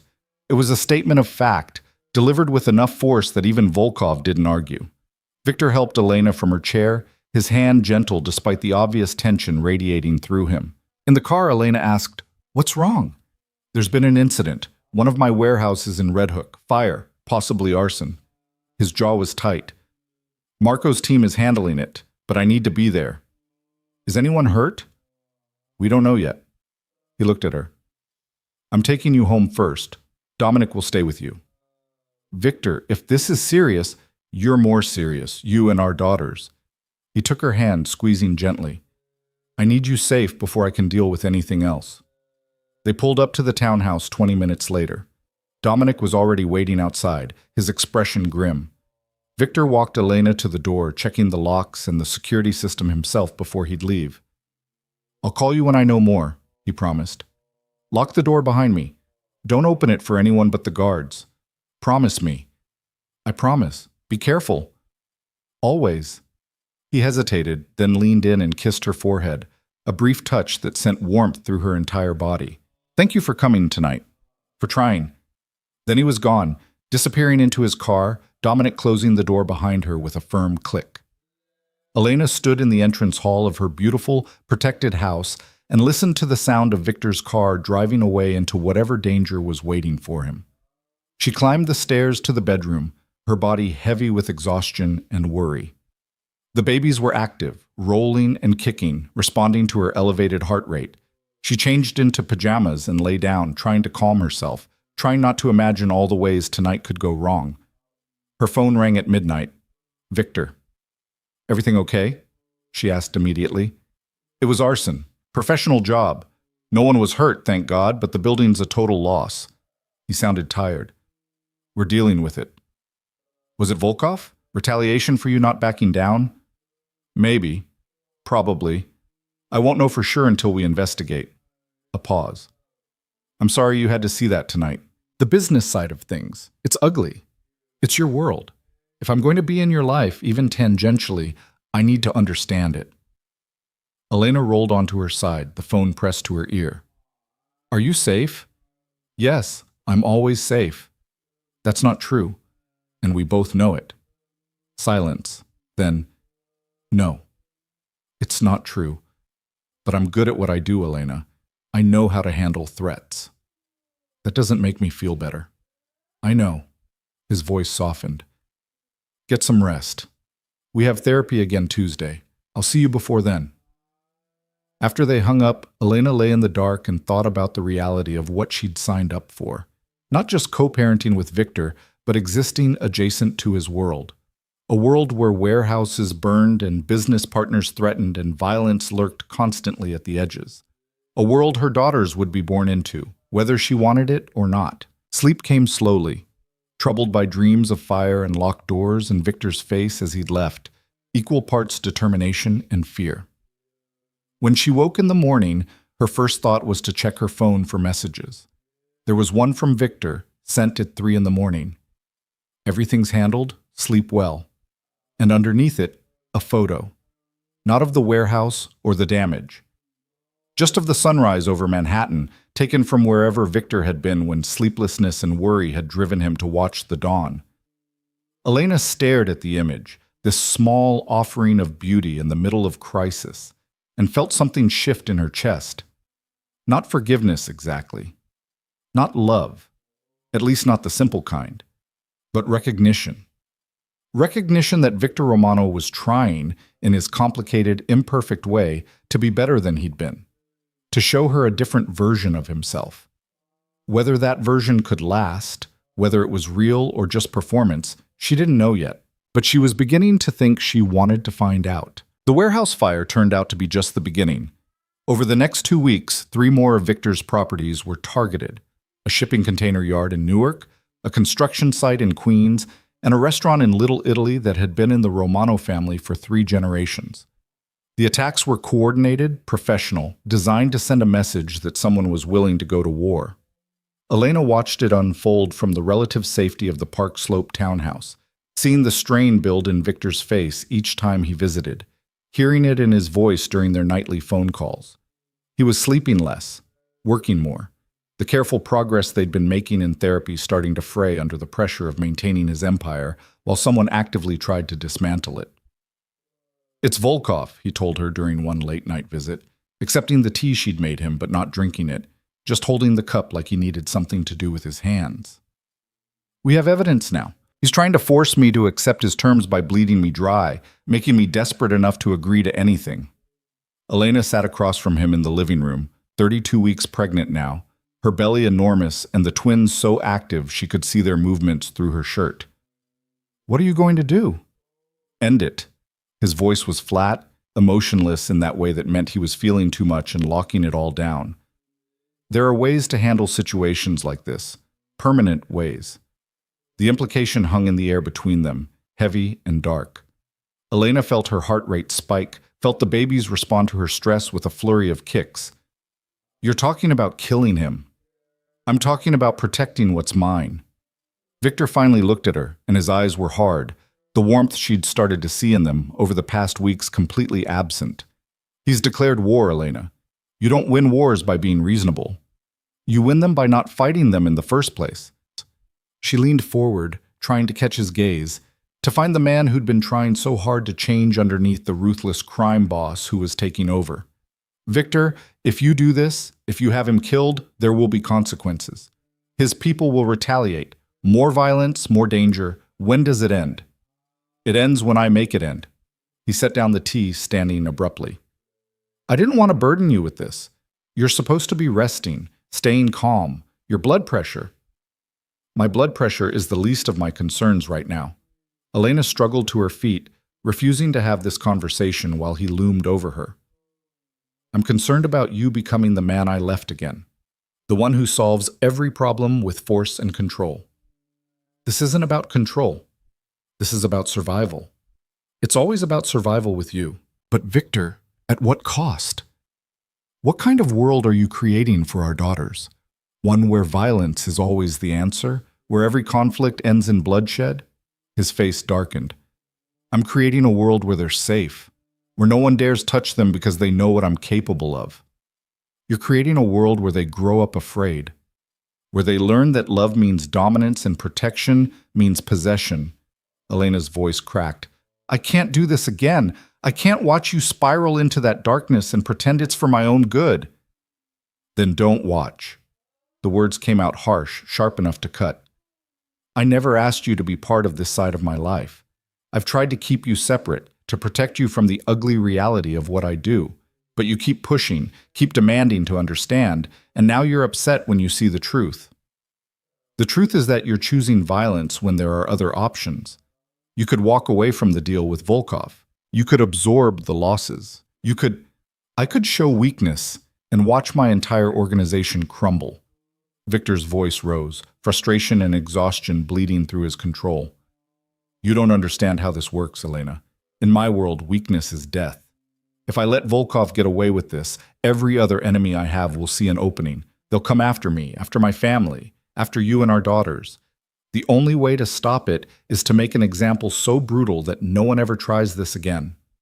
Elena felt tears burning in her eyes, felt the familiar suffocation of being told she didn't understand, that her concerns were naive, that Victor knew best. It was the same pattern as before, dressed up in different words but fundamentally unchanged. I can't be with someone who solves problems by killing people. Then it's good we're not together. The words were meant to hurt, and they did. Victor's expression was cold now, distant. We're co-parents, Elena. That's all. You don't get a vote in how I run my business. Your business affects our children, and I'm handling it the way I know how. He moved toward the door, done with the conversation, done with her objections. I'll send extra security. Until this situation is resolved, I don't want you leaving the house unless absolutely necessary. You don't get to tell me. I'm not telling you. I'm asking you. Please, Elena, just until this is over. Stay safe. Let me handle Volkov without worrying about you too. He left before she could respond, the door closing with a finality that echoed through the empty house. Elena stood in the living room, her hands on her belly, and felt the fragile peace they'd been building shatter like glass. She called Sarah, needing to hear a voice that wasn't tangled up in the Romano world. He's going to kill someone, she said without preamble when Sarah answered. There's this business rival, and Victor's going to have him killed, and I don't know what to do. Can you stop him? No, he made that very clear. I don't get a say in his business. Sarah was quiet for a moment. Elena, I'm going to say something you're not going to want to hear. You knew who Victor was when you got involved with him. You knew his family business wasn't legitimate. You can't expect him to suddenly become someone else just because you're having his children. I'm not asking him to become someone else. I'm asking him not to commit murder. In his world, that might be the same thing. Sarah's voice was gentle but firm. I'm not saying it's right. I'm saying you have to decide if you can accept the reality of who he is, not who you want him to be, who he actually is. After they hung up, Elena lay on the couch and stared at the ceiling, feeling her daughters move inside her and wondering what she'd done. She'd thought Victor could change, thought therapy and boundaries and honest communication could reshape him into someone who could exist in her world. But maybe Sarah was right. Maybe you couldn't separate Victor Romano from the violence that had made him, that sustained him, that defined him. The next morning, Dr. Chen made an emergency house call after Elena's home blood pressure monitor flagged concerning numbers. She took readings, checked the baby's heartbeats, and delivered the verdict Elena had been dreading. Bed rest. Immediately. Dr. Chen's voice left no room for argument. Your blood pressure is dangerously high. If it doesn't come down, we're looking at preeclampsia, possible early delivery. These babies need more time to develop. That means you need to rest. Complete rest. No stress, no excitement, nothing that elevates your heart rate. I'm 32 weeks. If they came now, they'd likely survive, but they'd face complications, lung development, feeding issues, possible long-term effects. Every week they stay inside is crucial. Dr. Chen packed up her equipment. I'm serious about the bed rest, Elena. Couch or bed, that's it. I'll arrange for a visiting nurse to check on you daily, and you need to tell Mr. Romano. He needs to understand how serious this is. Elena called Victor after Dr. Chen left, reaching his voicemail. It's me, I'm on bed rest. Doctor's orders. The babies need to stay in longer and my blood pressure is too high. I thought you should know. He called back within minutes. The ice from last night's argument completely gone from his voice, replaced by barely controlled panic. What happened? Are you okay? Are the babies? We're fine. For now. But I can't do anything that causes stress or elevates my heart rate. She paused, letting the implications sink in. That includes arguments about your business decisions. Silence. Then, I'm coming over. Victor, you don't have to. I'm coming over. Don't argue with me. It's bad for your blood pressure. 20 minutes later, he was at her door with Marco and another man she didn't recognize, both of them carrying equipment. This is David, Victor explained as they set up in her living room. He's a nurse, former Army medic. He's going to be staying here, monitoring you and the babies until they're born. I don't need a live-in nurse. Dr. Chen said you need daily monitoring. This is daily monitoring. Victor's tone was calm but absolute. David will have the guest room. He's trained in emergency childbirth, just in case.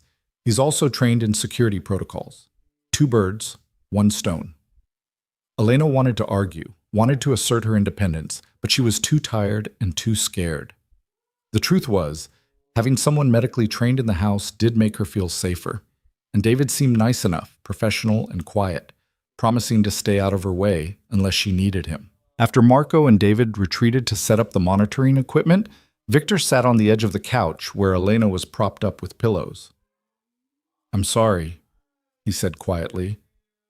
About last night, about putting you in a position where you had to worry about my decisions. Are you still going to do it? Kill Volkov? I'm going to handle the situation. He wouldn't meet her eyes. But I'm going to try to do it in a way that doesn't involve anyone dying. There are other options: financial pressure, legal complications, strategic partnerships that cut him out. I'm exploring all of them. Because I asked you to? Because you're right.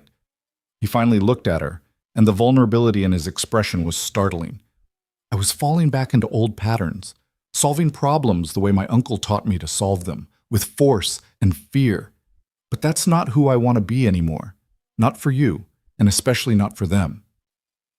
His hand moved to her belly, resting gently on the curve where their daughters grew. Elena covered his hand with hers. I know this is hard for you. I know going against your instincts feels like weakness. But Victor, there's strength in restraint, in choosing the harder path because it's the right one. I'm trying to believe that. His thumb traced small circles on her belly. How are they? The babies? Active, especially at night. I think they're training for a career in kickboxing. She smiled slightly. Dr. Chen says they're healthy, just need more time to develop. Every day counts at this point. Then we'll get you every day possible. Victor stood, his expression shifting into problem-solving mode. I'm having meals delivered, prepared by a nutritionist who specializes in high-risk pregnancies. David will monitor your vitals 3 times a day. I've arranged for a massage therapist who's trained in prenatal care to come twice a week. It'll help with circulation and stress. And, Victor, stop. Elena held up a hand. This is you trying to control everything again. This is me trying to take care of you. It's both, and I need you to understand the difference. She softened her voice. I appreciate the help. I do, but I need to feel like I have some say in my own care. Can we compromise? You suggest things, and I decide which ones I want. He looked pained, but nodded. Okay. Yes, I can do that. Good. Then here's what I want. The nutritionist meals sound great. The massage therapist too. But I want to choose when David checks my vitals, not have it on a rigid schedule. And I want you to visit, but not hover. Does that work? That works. He pulled out his phone, making notes. I'll arrange everything. And Elena, thank you. For what? For still believing I can do this. Be better. He looked at her with such raw honesty that it made her chest ache. Half the time I don't believe it myself. But when you look at me like you're looking at me right now, like I'm worth the effort, it makes me want to try harder. Over the next week, they fell into a new routine. Elena spent her days on the couch or in bed, reading baby books and trying not to think about all the things she should be doing to prepare. David was a quiet, reassuring presence, checking her blood pressure and the baby's heartbeats without making it feel intrusive. Victor visited every evening, bringing dinner and staying to talk about everything except his ongoing war with Volkov. Their therapy sessions moved to video calls, Dr. Martinez conducting them from her office while Elena participated from the couch, and Victor called in from wherever his day had taken him. They worked on communication, on recognizing when old patterns were emerging, on finding ways to support each other that didn't involve control or withdrawal. I'm proud of both of you, Dr. Martinez said during their third virtual session. The progress you've made in such a short time is remarkable. Victor, you're learning to ask instead of demand. Elena, you're learning to express your needs before resentment builds. These are crucial skills for co-parenting. It doesn't always feel like progress, Elena admitted. Sometimes it feels like we're just barely keeping it together. That's because you are, Dr. Martinez said with a smile. Change is messy and hard and uncomfortable, but you're doing it. That's what matters. That night, Victor stayed later than usual, sitting in the armchair near the couch and just being present while Elena half-watched a movie on TV. Around 10, she felt a sharp pain across her abdomen, different from the normal aches and twinges. She gasped, her hand flying to her belly. Victor was on his feet instantly. What's wrong? I don't know. It hurt. It's probably nothing, just another pain, sharper this time, taking her breath away. David! Victor's voice carried through the house. The nurse appeared within seconds, his expression calm but focused. Describe the pain, David said, already pulling out his blood pressure cuff and fetal monitor. Sharp. Across my whole belly, comes and goes. Elena tried to breathe through the fear. It's too early. They can't come yet. David worked quickly, his hands gentle as he positioned the monitors. Your blood pressure is elevated. I'm picking up both heartbeats, strong and steady. The pain could be Braxton Hicks contractions, which are normal, but given your condition, I want to be safe. I'm calling Dr. Chen. The next hour was a blur of activity. Dr. Chen arrived, examined Elena, and confirmed what David had suspected. Early contractions, not labor yet, but a warning sign that needed to be taken seriously. We need to stop these contractions, she said. I'm going to admit you to the hospital. We'll give you medications to slow them down, monitor you closely. If we're lucky, we can buy you a few more weeks. And if we're not lucky? Victor's voice was tight with fear. Then we deliver early and deal with the complications. Dr. Chen's voice was kind but honest. But let's focus on the optimistic scenario. Elena's young and healthy. The babies are good sizes for their gestational age. We have excellent NICU facilities if needed. This is serious, but it's manageable.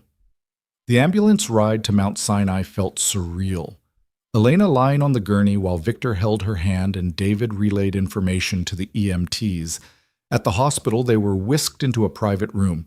Machines and monitors appearing around her, nurses moving with efficient purpose. "I'm scared," Elena whispered to Victor while the medical team worked. "I know, me too." He pressed his lips to her knuckles, his hand trembling slightly. "But you're strong. They're strong. We're going to get through this." The medications worked. Over the next 6 hours, the contractions slowed and finally stopped. Elena's blood pressure stabilized. The crisis passed, leaving exhaustion and relief in its wake. Dr. Chen ordered Elena to stay in the hospital for observation, minimum 48 hours, possibly longer depending on how she responded. Victor refused to leave. He pulled strings, called in favors, made arrangements, until the hospital allowed him to stay in Elena's room despite visiting hours, setting up camp in the uncomfortable chair beside her bed. Marco brought him changes of clothes and his laptop. He conducted business from his phone, speaking in low tones while Elena drifted in and out of medication-induced sleep. On the second day, Elena woke to find Victor asleep in the chair, his head tilted at an angle that would leave his neck aching, his hand still holding hers even in sleep. He looked younger like this, vulnerable, the lines of stress and control smoothed away. She studied him, this complicated man who loved so fiercely and so destructively, and felt something shift in her heart. She'd spent so long being angry at him, afraid of him, fighting against what he represented. But looking at him now, keeping vigil beside her hospital bed, refusing to leave despite the empire that needed his attention, she saw something else. Saw the man he was trying to become, imperfect and struggling, but genuinely trying. Victor stirred, his eyes opening and immediately finding hers. "You're awake. How do you feel?" "Tired. Sore. But okay." She squeezed his hand. "You look terrible. When was the last time you slept more than an hour?" "I'm fine." "You're exhausted. Victor, you can't help me if you collapse." "I'm not leaving you." "I'm not asking you to leave. I'm asking you to take care of yourself." She gestured to the small couch against the wall. "Lie down. Actually sleep. I'll be here when you wake up." He looked like he wanted to argue, but exhaustion won. He moved to the couch, and within minutes his breathing evened out into real sleep. Elena watched him for a while, then turned her attention to the monitors beside her bed, watching the readouts of 2 tiny heartbeats, strong and steady. "Your father is trying," she whispered to her daughters.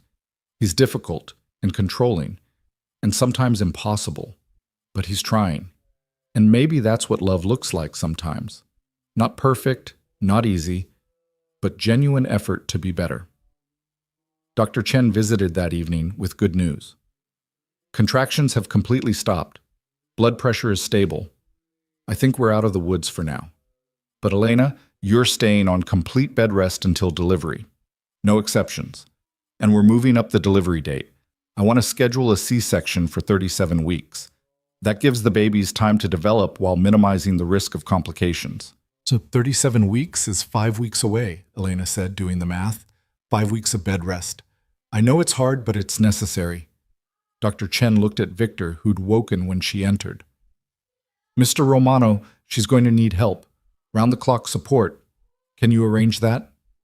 "Already done." Victor's voice was hoarse from sleep. "Whatever she needs."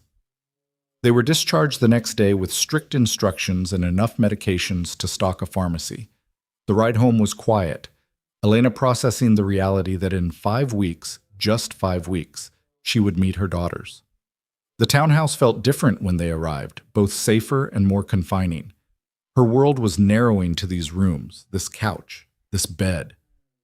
Victor helped her get settled, moving around the space with surprising gentleness. "I'm staying tonight," he said, not asking. "I already cleared my schedule for tomorrow, too. I want to make sure you're okay before I go back to work." "What about Volkov? The situation?"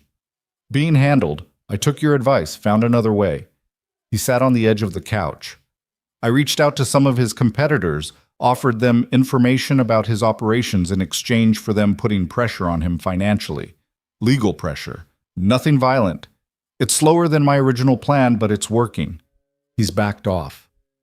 Elena felt tears prick her eyes. "You did that for me?" "I did it for us. For them." His hand moved to her belly. "You were right. I can't be the father I want to be if I'm the man who solves every problem with violence. I'm trying to be better." I see that. I do. She covered his hand with hers. Victor, I want to try something. I want to ask you a question, and I want you to be completely honest. Okay? If I asked you to marry me again, not for show, not for legal protection, but because we wanted to build a real partnership, what would you say? Victor stared at her, shock written across his face. What? You heard me. Would you marry me? Not the way we did before, rushing into it because you wanted to claim me, but slowly, carefully, building something real together. Elena, is this the medication talking? No, this is me, completely clear-headed, asking you if you think we could make this work. Not just as co-parents, but as partners. As people who choose each other every day, not out of obligation or circumstance, but because we want to. He was quiet for a long time, his eyes searching hers. When he spoke, his voice was thick with emotion. I would say yes. I would say yes 1,000 times. But Elena, I don't want you to feel pressured. I don't want you to think you owe me this because I'm trying to change. I don't feel pressured. I feel hopeful. She smiled, tears sliding down her cheeks. I feel like maybe we could do this right this time. Not perfect, but real, honest, built on actual partnership instead of control. Then yes. Victor leaned forward, resting his forehead against hers. Yes, I'll marry you. I'll spend every day trying to deserve you. I'll mess up and struggle and probably drive you crazy. But I'll never stop trying to be the man you need me to be. That's all I'm asking. Elena kissed him, soft and gentle, a promise and a beginning. We'll do it after the babies are born, when things are calmer, a small ceremony, just us and the people we love. Whatever you want, however you want it. His thumb brushed away her tears. I love you. I never stopped loving you, even when you left, even when I was furious and hurt and determined to find you. I loved you through all of it. I know, I loved you too. That's why it hurt so much. She pulled back slightly. But Victor, we need to be clear about something. If you fall back into old patterns, if you start trying to control me again, I will leave. I will take our daughters and I will leave, and this time I won't come back. Do you understand? I understand, and I won't let that happen. His voice was firm, absolute. I'm not the same man I was. I refuse to be. They sat together on the couch, planning a future that felt both impossible and inevitable, until Elena's exhaustion pulled her toward sleep. Victor helped her to bed, tucking her in with a tenderness that made her chest ache, and settled into the chair beside her to keep watch. As Elena drifted off, she felt her daughters moving inside her, these two lives that had brought her and Victor back together, that had forced them both to become better versions of themselves. In 5 weeks, everything would change again. But for now, in this quiet moment, Elena let herself believe in possibility. Believe that love could be rebuilt, that people could change, that two broken people could create something whole together. It was a fragile belief, but it was hers, and she held on to it with both hands as sleep claimed her, Victor's steady presence beside her, and 5 weeks of waiting stretching out before them like a promise. The 5 weeks passed in a strange suspension of time, each day blending into the next in a rhythm of bed rest and monitoring, of Victor's evening visits and Sarah's video calls, of feeling her daughters grow stronger inside her while the world outside continued its chaotic spin. Elena read every parenting book she could find, watched countless hours of terrible television, and learned to accept help without feeling like she was surrendering her independence. Victor kept his promise. He didn't hover, didn't try to control every aspect of her care, but he was present in ways that mattered. He brought her favorite foods, sat with her through the long afternoons, and talked about everything from baby names to the business he was slowly delivering.